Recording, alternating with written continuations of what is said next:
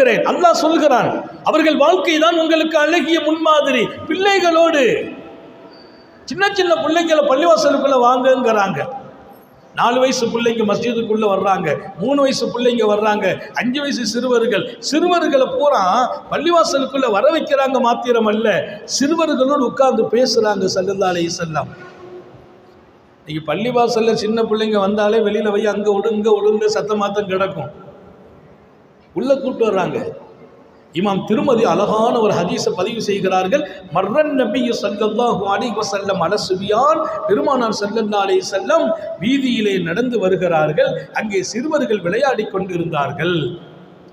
வீதியிலே நடந்து வர்றாங்க, சிறுவர்கள் விளையாடி கொண்டிருக்கிறார்கள். காத்தமுன் நபியின் ஸல்லல்லாஹு அலைஹி வஸல்லம் அந்த சிறுவர்களை எல்லாம் பார்த்தபோது சல்லம அலைஹிம், அந்த சிறுவர்களுக்கு நபிகள் நாயகம் ஸல்லல்லாஹு அலைஹி வஸல்லம் அஸ்ஸலாமு அலைக்கும் என்று சலாம் சொன்னார்கள். அந்த ஹதீஸை அறிவிக்கிறது மட்டும் இல்லை, அதற்கு பல பேர் அற்புதமான விளக்கத்தை தருகிறார்கள். நாம பொதுவா சின்ன பிள்ளைங்க நமக்கு சலாம் சொல்லணும்னு நினைப்போம். ரசூல் ஸல்லல்லாஹு அலைஹி வஸல்லம் சின்ன பிள்ளைங்களுக்கு அவங்க சலாம் சொன்ன போது அந்த சிறுவர்களின் இதயமெல்லாம் மகிழ்ந்து போகிறது.